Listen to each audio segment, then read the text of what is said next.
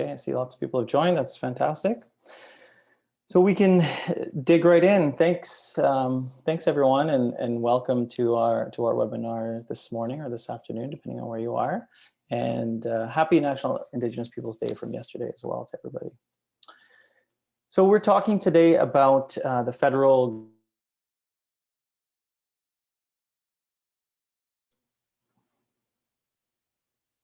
Okay, welcome everybody, and thanks for joining us today.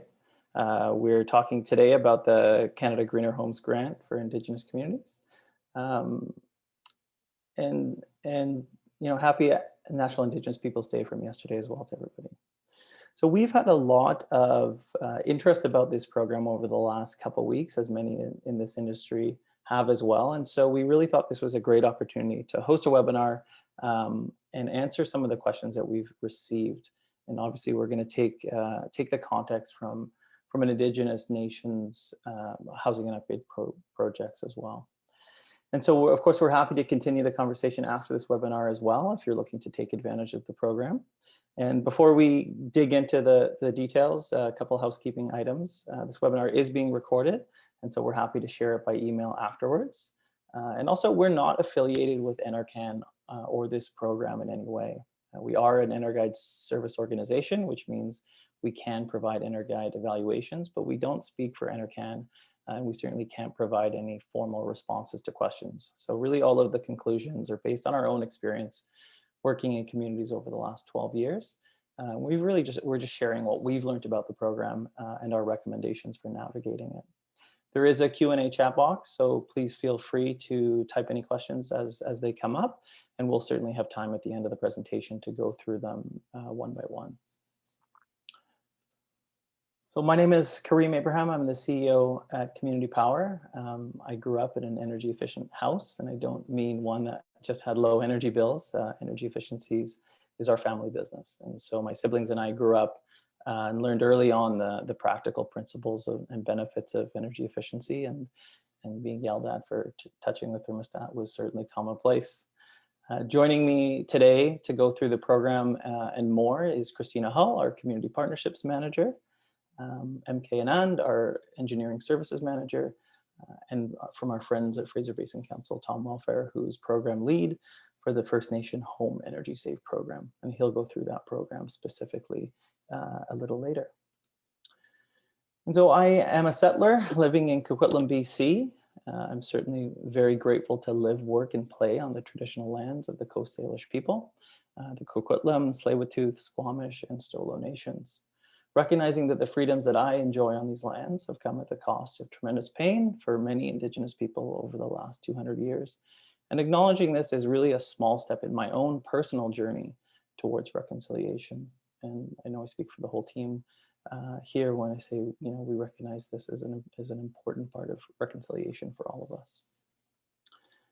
Now, for those of you who don't know our organization, Community Power designs and delivers holistic energy and housing projects in partnerships with Indigenous Nations. We're a team of energy and construction professionals, and we also work to secure funding and build capacity in the communities that we're fortunate enough to work in. Community Power is a division of Cambo Energy Group. We're a social enterprise with offices in BC and Alberta. And we work with nations, communities, utilities, and governments across the country.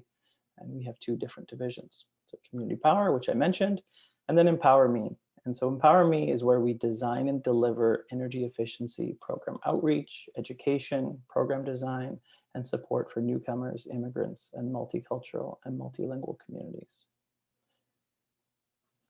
So today, we're talking about the new federal program, Greener Homes. We're going to be walking through a program overview and how we would approach leveraging it. What are some of the key considerations and challenges, and how can nations maximize the impact from this program to upgrade multiple homes? Tom will also walk us through the Fraser Basin Council's Energy Save program.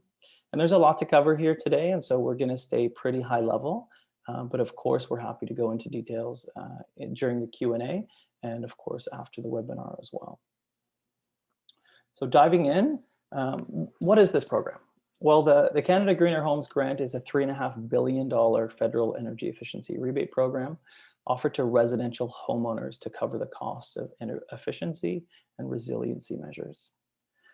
How much can you get? Each home can receive up to $5,000 for eligible upgrades and $600 for an EnerGuide evaluation, which is a requirement for this program. And the $5,000 is really a maximum for the entire home. Individual measures have their own maximums, which we'll get into shortly, but the $5,000 is a cap at the per home level. The program has committed $3.5 billion over 7 years, or up to 700,000 separate grants. And there's also a $10 million funding call for the recruitment of EnerGuide evaluators, or CEA certified energy advisors. And MK will talk a little bit more about what it takes to become a CEA a bit later.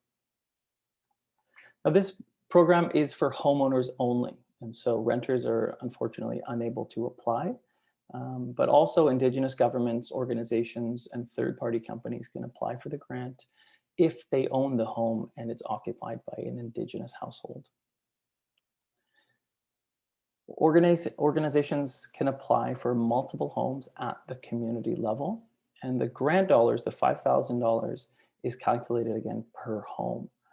An EnerGuide evaluation is required for each home. And really this community level application, the multiple home process, is where we're going to focus today. What would it look like for an Indigenous government or organization to take advantage of this program for multiple homes and build it into a larger strategy? It's important to note that depending on where you live, you may have to apply to the program in a few different ways. Residents in Quebec, Nova Scotia, and New Brunswick should apply through their provincial energy efficiency programs and not through the federal grant program.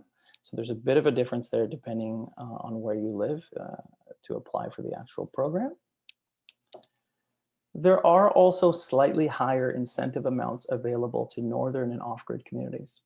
Although the total grant amount of $5,000 is still capped per home, but we'll look now at how these different measures are broken down and the amounts for each measure. So what's eligible under this program? Well, there's actually quite a bit of different projects that you can undertake. The maximum amount per measure actually means that you could put a full $5,000 towards one project. And you can see all the eligible measures here and the maximum amounts per home, as well as the maximum amounts for northern or off-grid communities.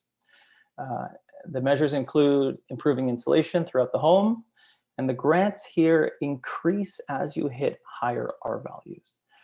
And the percentage of areas that you are insulating within your home or within a specific area, like a foundation or a crawl space, is also dictates the level of incentive that you will get.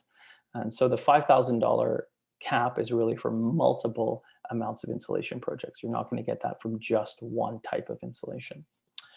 Air sealing to reduce drafts and stop leakage is capped at $1,000 per home, or $1,300 for off-grid or northern homes.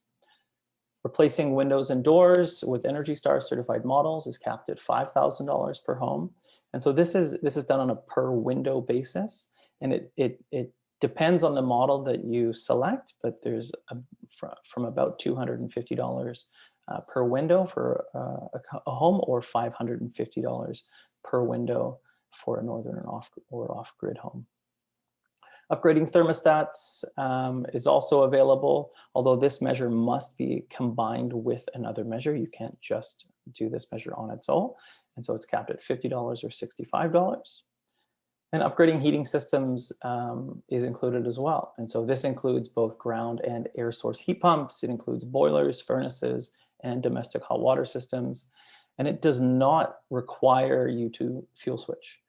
But if you do fuel switch to electrically heated, your incentive will likely be higher, all of which is again capped at that $5,000 mark. Installing solar PV panels at an incentive of $1,000 per kilowatt, again capped at $5,000, or $1,300 per kilowatt for off-grid and northern communities.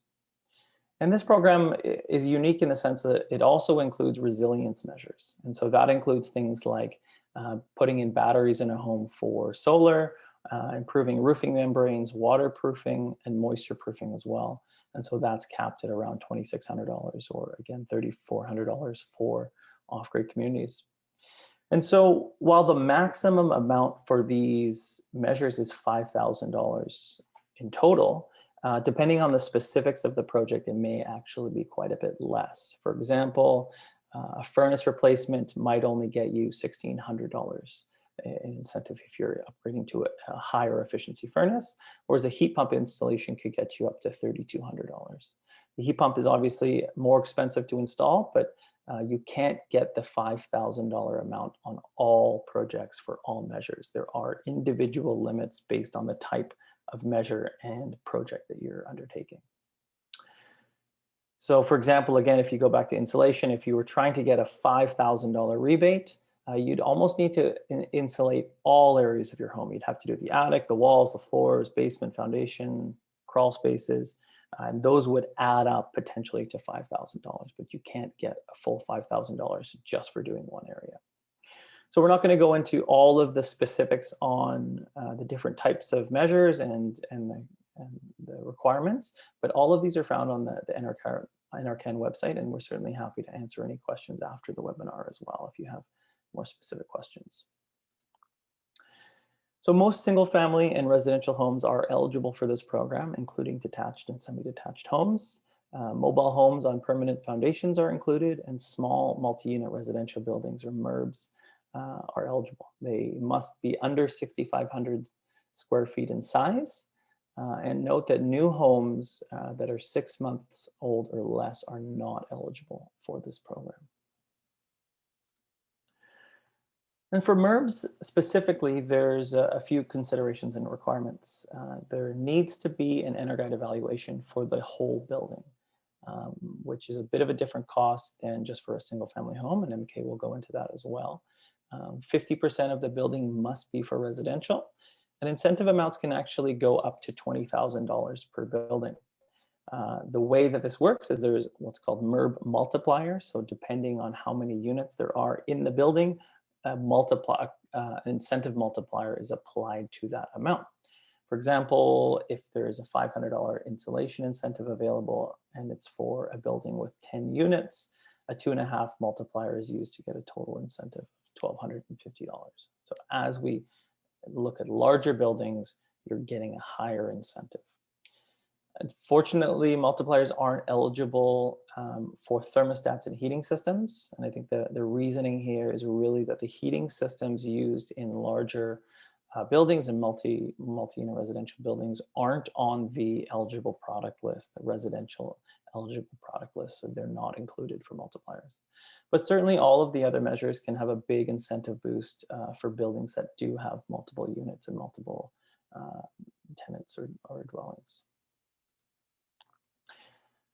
This program actually does let you apply for incentives for work that's already been done, which is again unique, going back to April 1st of 2020, and you can get the same incentive amounts for that work.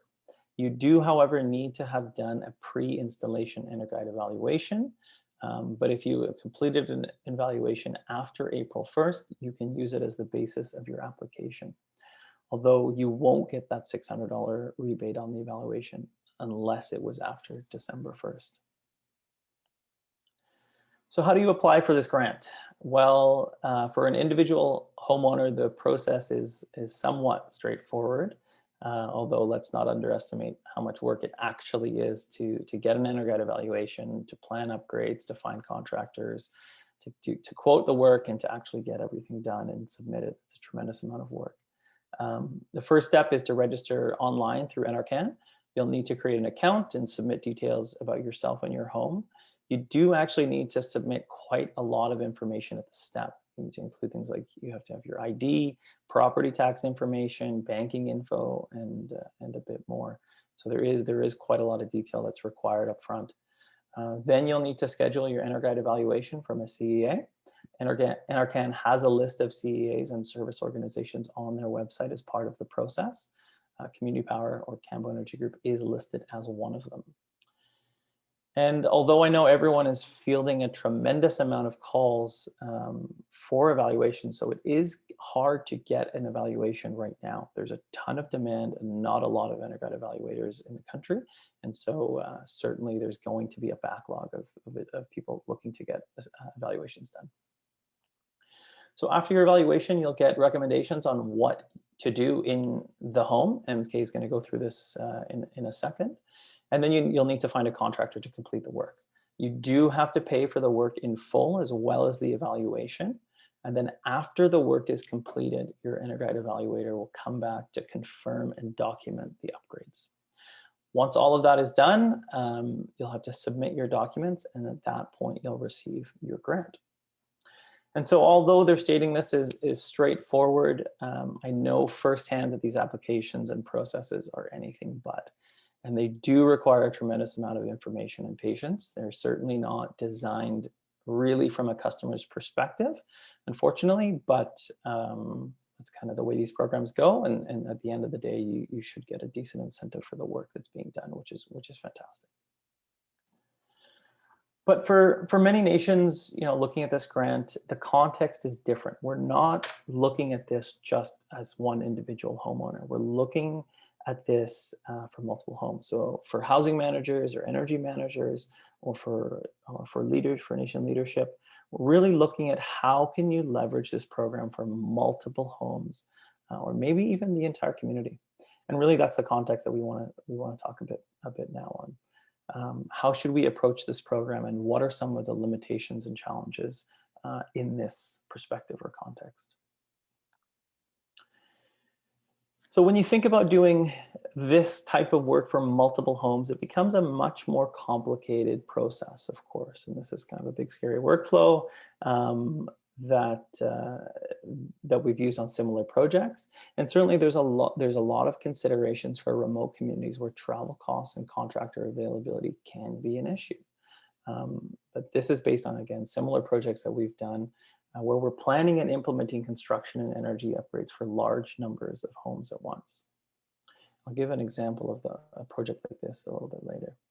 So going through this at a high level, once we've confirmed eligibility, we still register online. We need to then source and secure integrated evaluations. Again, given the huge demand right now, this may be challenging, but certainly possible. And the evaluations will happen next, and depending on the number of homes, this could take a few weeks or a few months to complete.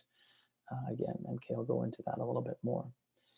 After the in-home evaluations are done, the evaluator will complete an energy model of the home, provide you with a separate evaluation report for each home. So you're only getting this at the per home level. And so after you've received and reviewed all of the separate evaluations and recommendations, you'll likely want to find contractors who can quote on the work to understand how much things will actually cost, so you can start to prioritize upgrades. You may choose to invite multiple general contractors to bid on the whole job for multiple homes, or have individual contractors bid on individual measures in homes as well. There's certainly pros and cons to each approach. But once pricing is confirmed, then we can start to build out, or we recommend building out, a multi-home upgrade strategy. And really that's a plan of what will be done in each home, the costs, the benefits, and identify any other funding that's available. And if the pricing and associated savings are worthwhile, the upgrade plan will then lead directly into construction planning, project management, and installation of measures. And depending on the number of homes and the level of upgrades, this could take, again, a few weeks to a few months to complete. At this point, quality assurance and inspections are really critical to ensure workmanship is done at a high quality. And again, once they're done, the integrated evaluator will need to come back to document the upgrades. One thing I'd also like to highlight throughout this whole process is that these projects can serve as a fantastic opportunity for training and mentorship for local trades and individuals. Including maintenance teams, the housing team in this process can also help troubleshoot any problems down the road without needing to send contractors or bring contractors back into homes. And that's an important part of a lot of the projects that we run. And so before we dig into some of these specific areas within this workflow a bit more, let's take a step back at some of the common outcomes that we're working towards with this type of work. And so in our work with many nations over the last 12 years, we've typically seen three driving outcomes that are really the focus of these efforts, and it's to improve housing, to reduce energy bills, and to make homes safe, healthy, comfortable, and efficient. And so as we start projects like this, it's critical to keep these outcomes in mind as we move forward. And the first place we'd like to look at in detail is that EnerGuide evaluation. And I'm going to pass it over to MK to walk us through what they're all about. Over to you, MK.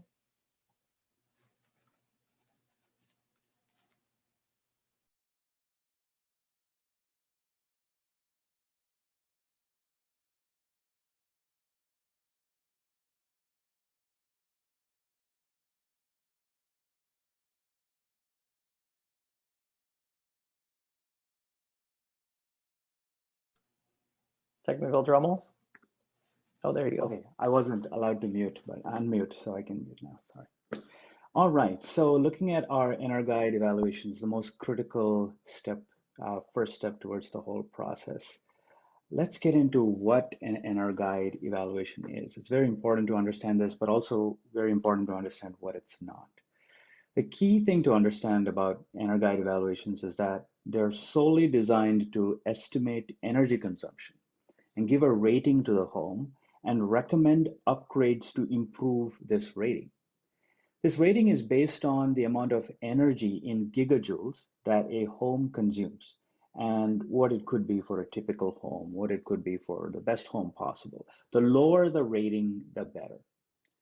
There are two key things that come out of an EnerGuide evaluation: a breakdown of where the energy is consumed and where it loses heat, and second, a renovation upgrade report that provides a list of energy saving measures recommended to improve the EnerGuide rating.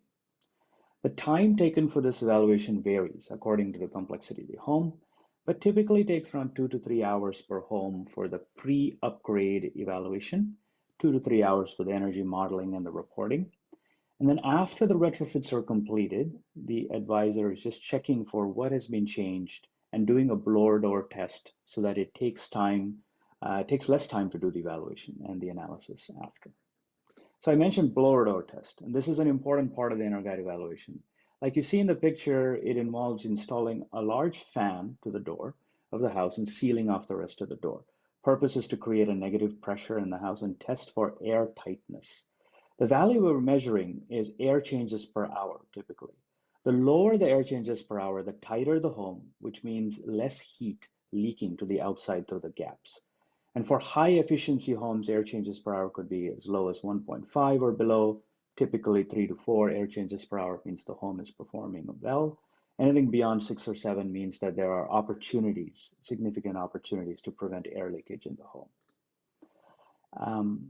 So let's look at what we get after an EnerGuide evaluation. This is an example of the information you'll get. On the left there, you see that is the rating of the home and where a typical home might be in terms of gigajoule per year, and the best possible, which is 0 gigajoules per year, a home that consumes no energy. And you get an understanding in the middle of where exactly energy is being used. You see space heating is a big user of energy in this home. And where heat loss is occurring to the right, you see that foundations and windows is a place where heat loss is occurring a lot. And next, you get a renovation upgrade report. This provides a roadmap of measures that you can take to improve your EnerGuide rating, reduce your energy usage. It tells you in gigajoules how much energy saving you can expect. And this is all great information. But if you're looking to make some actions and take some steps for these recommendations, EnerGuide evaluation may not have all the information that you're looking for. So the first question people often ask, and in the chat somebody just asked, is like, how much is this all going to cost, right? EnerGuide doesn't provide any of those estimates. This grant requires us to do the upgrades first before getting reimbursed, but there's no estimates. So it's a little harder to plan for that without knowing a basic idea of the costs. And even to really understand the impact of these upgrades, a common question is, how much am I going to save in bills? EnerGuide doesn't estimate this. This is an important question, like to make a decision, is this upgrade worth it? But most importantly, EnerGuide doesn't provide a condition assessment or report on what are the things that are wrong in the home. EnerGuide focuses on energy and how you can save it. So if there's broken windows and stairs, you don't get a report saying this is what's broken and this is what needs fixing. You get gigajoules of the energy of the home given the state of the house. Now, there are some health and safety checks as part of EnerGuide, but it's mostly to make sure that the evaluator is not making anything worse, like asbestos, flying around with the blower door test. Obviously, with no condition status means you don't get any recommendation on health, safety, and construction issues either. And because of this, EnerGuide evaluations can't be used for many funding sources like NAS or CMHC, which are federal programs that help Indigenous communities upgrade homes. They need costs, they need specifics of what's going to be done. So let's look at the costs of an EnerGuide evaluation, keeping this grant in mind. You need two evaluations, a pre-evaluation and a post-evaluation. So for a single family home, together, both these evaluations would cost around $1,000 to $1,300 per home. 70% of that cost is for the pre-upgrade evaluation, 30% for after. For a MURB, in Indigenous communities, we sometimes see MURBs. Assuming a sixplex here, it could be around $5,000 to $7,500 per MURB. Now, this is just the cost without accounting for any travel time. A single evaluator could maybe do 2 to 3 evaluations in a day. For a community of 100 homes, that's around a month of work. So now there's more logistics involved, travel, accommodation, and there's cost multipliers. As you go more remote, things cost more. And we have to keep in mind that all of these expenses are out of pocket until some eligible upgrades actually get done, and then you get $600 back for the EnerGuide evaluation. So let's get into how do you get this EnerGuide evaluation. So NRCan website, like Curry mentioned, has a list of qualified service organizations and advisors. So you schedule a pre-upgrade EnerGuide evaluation.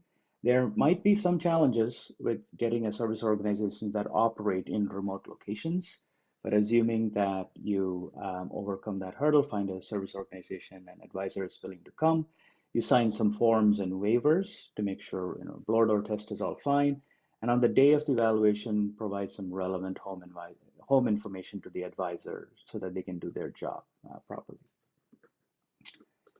The next question is for Indigenous communities. It makes a lot of sense. How can I become an EnerGuide advisor? It makes sense to be self-sufficient. The first step to that is to download and study the material provided by NRCan for the EnerGuide exams. There are 2 of them, most of them covering like building science, energy saving basics. First is the foundation level exam, and then we have the EnerGuide advisor exam. And once you pass those exams, you have to become affiliated with a service organization registered with NRCan, like Community Powers. All your evaluations get submitted to NRCan through the SO, service organization, for a quality review. And after that, you can work as an EnerGuide advisor. But there's a period of time where it's recommended to shadow an experienced EnerGuide advisor before going out on your own. And this can be an additional challenge in remote locations. And so I would recommend either contacting NRCan regarding this specific requirement, or contact an experienced SO that works in remote Indigenous communities like us, and we could help. So now that we know the basics, I'd like us to compare an EnerGuide evaluation to what we call a comprehensive housing assessment. It's what our team uses to develop multi-year housing upgrade plans and secure funding for large renovation and energy projects. So what we see here is like the scope of an EnerGuide evaluation. It focuses really on energy opportunities, whereas a comprehensive housing assessment covers much more. There's safety issues, construction issues, comfort issues, as well as energy opportunities. We find that if a community is spending the time and resources to have us do evaluations, we want to give them as much information as possible on their homes while we are in there. So here is a picture of what we see as important components of a comprehensive home assessment beyond what is provided in an EnerGuide evaluation. Construction, structural recommendations, safety, health recommendations, pricing, a dollar value of energy saving recommendations, some form of financial metric to understand the return on investment of the measures. It helps make decisions. So given the fact that EnerGuide evaluation provides fewer outcomes, you'd expect to collect less data in the home than a comprehensive assessment, but this isn't the case. There's nearly 200 data points that are collected for an EnerGuide evaluation, all focused to model the home and the energy performance. And there's really good information like framing and insulation and windows and energy systems of the home. But as you see in the next slide, like the focus is really on energy and getting an EnerGuide rating. But if you compare that to, say, the type of data that an EnerGuide, a comprehensive housing assessment covers, there's more. There's health and safety stuff. There's general home information, construction materials and components as well. So despite fewer useful outputs, the data collection and time required for an EnerGuide evaluation is almost equal to a comprehensive house assessment. And there's a lot of data that doesn't go towards providing recommendations. So even though both an EnerGuide evaluator and someone doing a comprehensive housing assessment might see a broken window doesn't show up in both reports. It only shows up in a comprehensive report, how much it's going to take to fix, how much you'll save on your bills. So all housing assessments are not equal. So for Indigenous communities in particular, this is very valuable to keep in mind as one thinks about, because there are significant resources put towards making an evaluation like this happen. And knowing pricing, construction, safety elements is a really important aspect of the whole thing in the report. That's great. Thanks, MK. So now after assessments or evaluations are completed, the next step in this path is to develop an upgrade plan, right? So we have our data, we hopefully know what needs to be done in each home. And this is where we really recommend spending the time to get the most out of your budget and to prioritize measures that will have the greatest impact.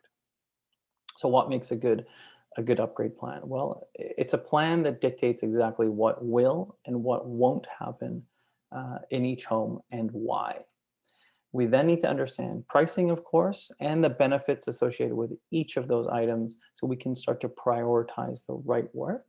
For example, if there's a finite budget per home, where should we spend the money to maximize energy savings and major health and safety considerations?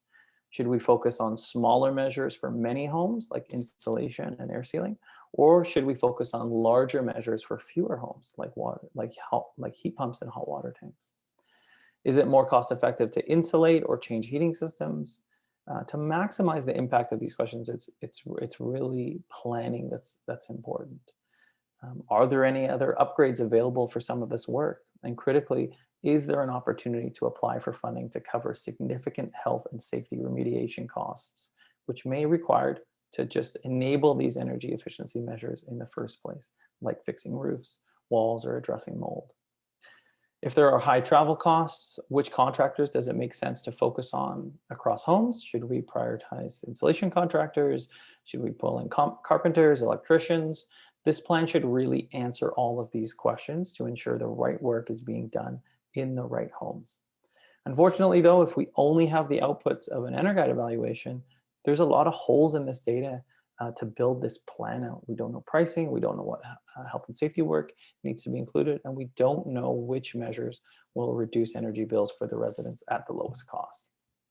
Until we can really limit the breadth of upgrades that can be done in the home, which can be frustrating after spending a lot of time and money on home assessments and organizing them across a community with many residents.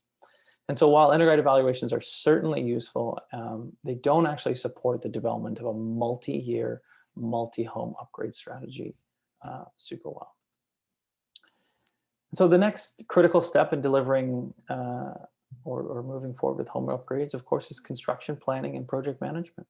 Right? So this is a step where you should look at how the work can practically be completed. How long do we need a carpenter available? How do we get the HVAC equipment on site in time? When do the electricians need to be available, and which homes should they do first? And so equally, there are other considerations needed to move into the construction phase if we're looking at this program for multiple homes. We recommend spending a good amount of time here as well to ensure the project can be completed on time and on budget. And so an objective approach to hiring contractors, understanding freight costs, and optimizing timelines is crucial.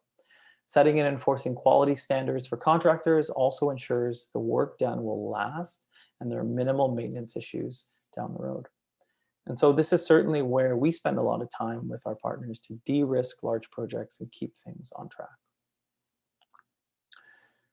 So what does this mean? If the goal is to improve homes and reduce energy bills, broader housing assessments may offer more value to achieve long-term outcomes.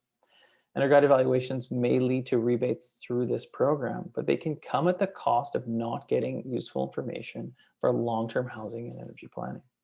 Depending on where you live and other rebates are available or funding available to you, a cost-benefit analysis should be done to determine if this makes sense for your community. In some cases, it certainly will, but in some cases, it may not. And understanding whether that's the case is important before jumping in headfirst to a project like this. So if significant money is being spent on evaluations, Guide evaluations, which again, we're not suggesting are not worthwhile, we would recommend that those assessments should also provide more than just Guide reports. Because the reality is that energy and housing are interdependent. And this is especially true in rural and remote communities. We know many homes are in need of major repair, and we know that many people in these homes have high energy bills. The housing crisis facing many nations means that many homes are in poor condition, and energy efficiency alone is not going to solve major structural issues. Attic insulation isn't going to do much if there's a leaky roof. Now, the great thing about this program is that it can be, and in our opinion should be, stacked with other funding programs and rebates. Most provincial and territorial governments and many utilities across the country have energy efficiency programs that can be combined with this program to increase incentive amounts and maximize impact. And so we're certainly here to help navigate those programs. So please reach out if that's helpful. And a great example of this approach is from Cuaracha, where we've been working for almost 10 years. So in 2018, in partnership with BC Hydro, Cuaracha Nation hired Community Power to develop an energy management plan, or an EMP. An EMP is a 5-year process where in the first year, communities consider the recommendations and formalize a plan for achieving identified energy goals. In subsequent years, project implementation begins and the EMP is updated on an annual basis. The plan integrates elements of energy efficiency, housing management, economic development, and community training to provide a structure for managing the nation's housing, energy, and supply and demand. The recommendations chosen for implementation each year are based on a collaborative process designed to balance the immediate needs of the community with the overarching goals set forward by the community in the original EMP process. And in 2019, with funding from BC Hydro, the second year of the EMP process, the Community Power team assessed a total of 90 residential homes for the purpose of identifying overall community home conditions, uncovering immediate health and safety concerns, and to prioritize homes which required more detailed energy and housing assessments. 22 homes were prioritized by the nation's leadership for energy and housing upgrades, and the Community Power team supported the nation to secure $1.2 million in funding through ISC's New Approach to Housing Support, or the NAWS program. And we renovated 22 homes. So Community Power played a critical role with Cuaracha in construction management, pre-construction setup, and to support and empower the nation with the technical knowledge and expertise to create a pathway to enable these 22 homes to be upgraded with confidence, quality, and integrity. And this project is wrapping up as we speak. And it's a great example of leveraging a long-term plan to find significant funding dollars for large housing and energy upgrades and stacking multiple funding partners and programs together. And there are a lot of funding programs out there that we can pull together to make these larger plans happen. And to achieve community outcomes, our experience has shown that starting with a comprehensive energy and housing plan and finding and fitting funding sources into that plan has better outcomes than trying to use specific funding programs to drive outcomes all by themselves. Here in BC, the province and utilities have great programs that can be built into a larger strategy, and that way nations control exactly what work they want done and can leverage multiple funding sources to make it happen. Here's a list of a number of funding sources available in BC, including the Fraser Basin Council's First Nation Home Energy Save program. I'm going to pass it over to Tom Welfare from Fraser Basin Council to talk about their First Nations Home Energy Save program.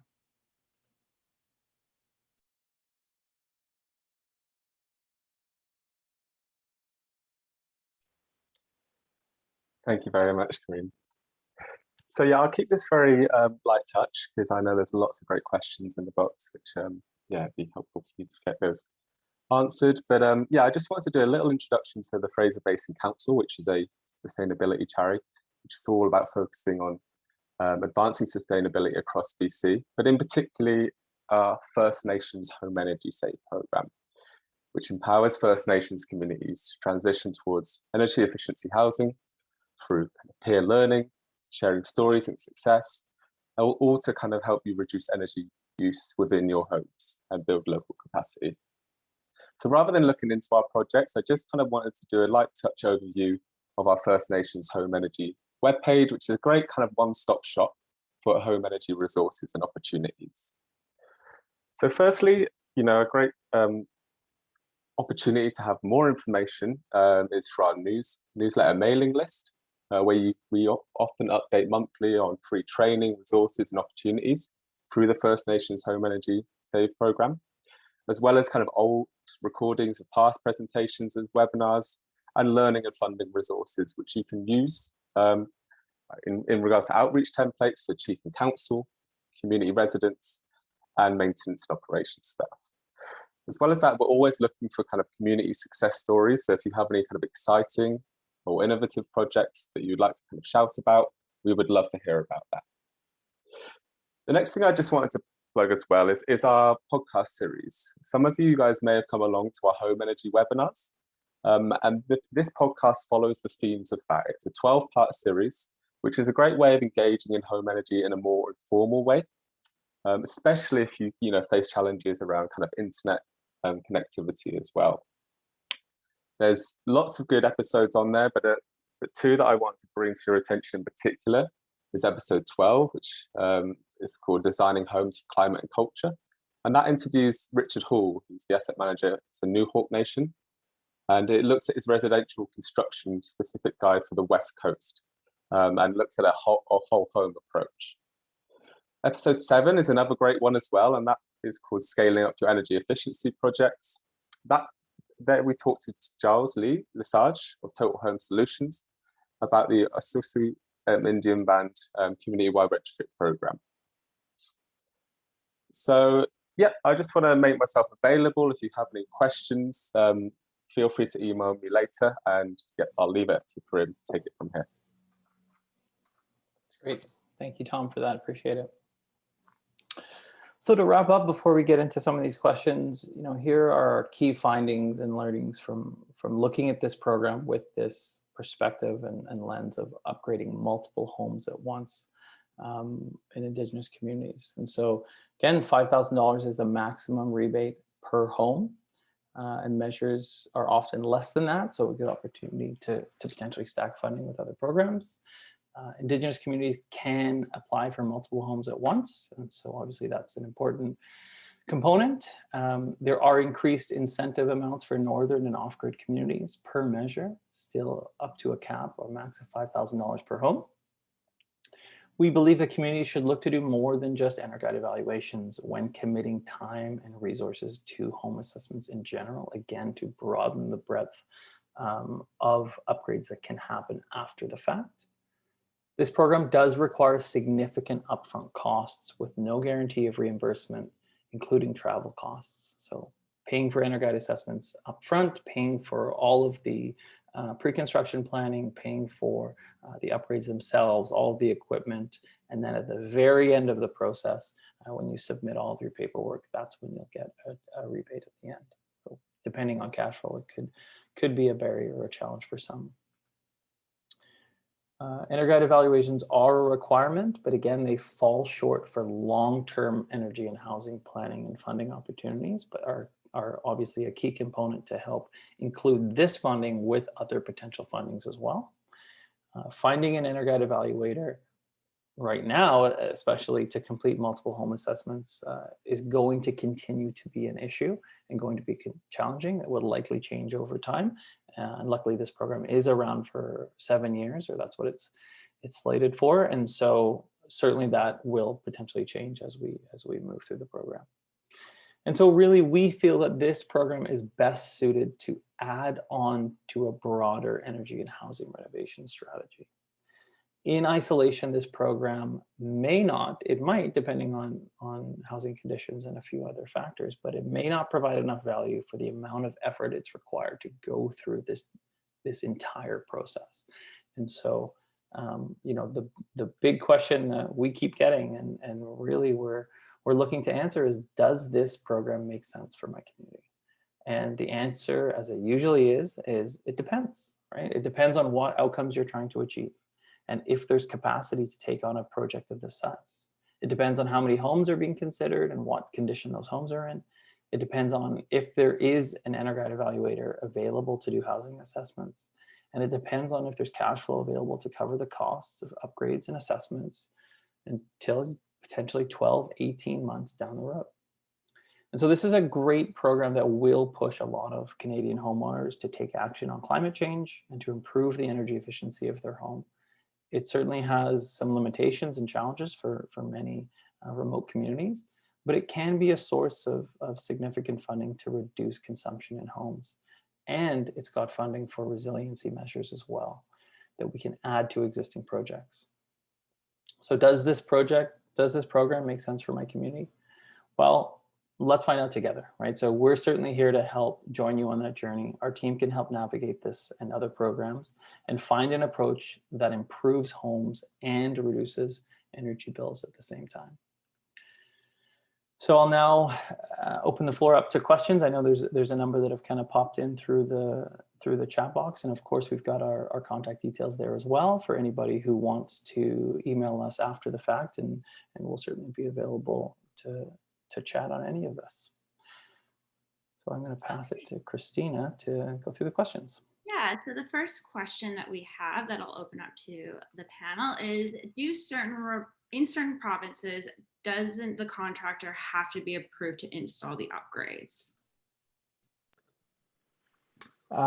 Yes, so this is a really good question. And so it all kind of depends on what those upgrades are. So for things like insulation and air sealing, there's no real requirement that the contractor has to be approved, especially any sort of pre-approval. But for things like heat pumps, all sorts of heat pumps, the ground source heat pump, the air source heat pumps, as you can imagine, there's piping involved, there's pressures involved, and things like that. And so so there is a requirement that it is only being installed by a licensed, trained professional, so that in whatever province or territory people will be working on, that's going to be a requirement. As well as for the renewable energy systems, there are some requirements there that, you know, online purchases are only eligible if they're ordered from a, you know, within Canada online distributor, and the system must be certified to CSA standards. So there's a little bit of approval requirements in that respect, but most of the contractors don't have to have pre-approval before doing that work. So I hope that answered that question.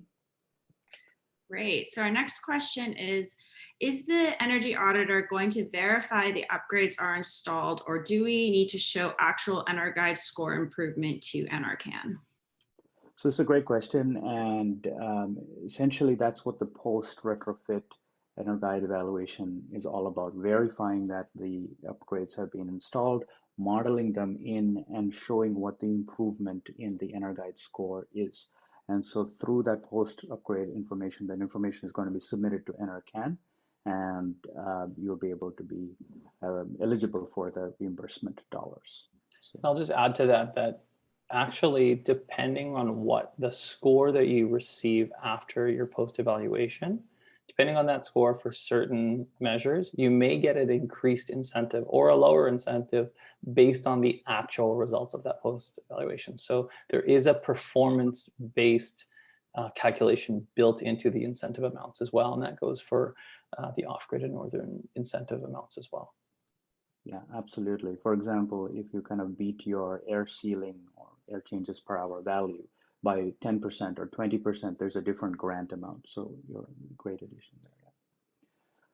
Okay, and our last question is, can you update a previously completed home energy efficiency assessment to meet EnerGuide requirements, or do you need to start with a new EnerGuide assessment? Another really good question.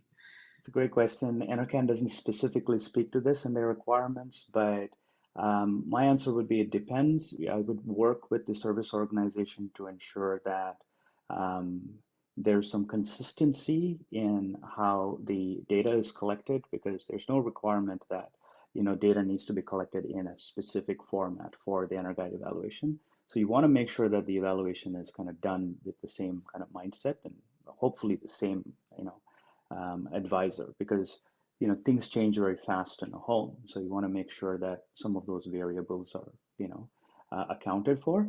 So if it was a recent assessment and we have an advisor going in and making sure that you have all the changes adequately captured in your updated assessment, and the service organization is willing to take full responsibility for it being an updated EnerGuide evaluation and not a brand new EnerGuide evaluation, then it's a possible path forward. So the answer is it depends. There's some variables. The responsibility really is on the service organization, because they're taking responsibility for the accuracy and quality of the EnerGuide evaluation. Yeah, and again, I'll add to that, the key dates on this slide here are really important. Whether or not the EnerGuide evaluation that has been already done is eligible. So it has to have happened after April 1st of last year for it to be considered applicable for this specific grant. Okay, we have one more question that came into the chat, and it is, we have 98 homes in the community. What is the steps to start enhancing the existing homes? And if so, how is the funding process and evaluations? Kareem, I think you had a nice workflow and everything showing that. Maybe Yeah, you could speak to yeah, that. exactly. So, I mean, really the first step is, I think, to figure out what are the outcomes that are trying to be achieved here. Are we looking to, or are you looking to reduce energy bills? Are you looking to improve housing conditions outside of energy? So are there structural issues as well? Figuring that out can really help figure out what the next step is. And so if this program does make sense to achieve those outcomes, the first step is really to register. I mean, this is certainly something that we'd be happy and willing to work with you on, is the registration process, figuring out how and when we can get EnerGuide evaluators to community, how many homes they should do, how many trips need to happen, looking at things like travel costs, et cetera.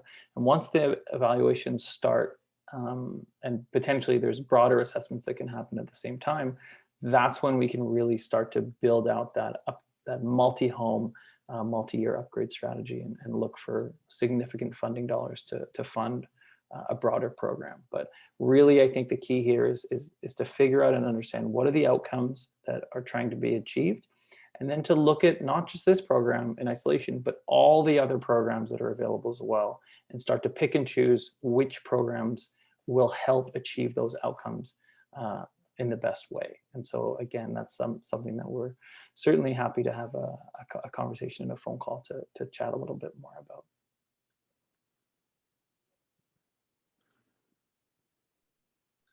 So it seems to be that is all our questions for now. But as Kareem said, if any more come up at a later date or after the webinar, please feel free to reach out either directly to myself and or Kareem. And we are happy to connect individually and answer any questions that you may have. Yeah, thanks everybody for joining. Our emails are there. And again, we did record this webinar, so we'll be happy to send it out by email as well.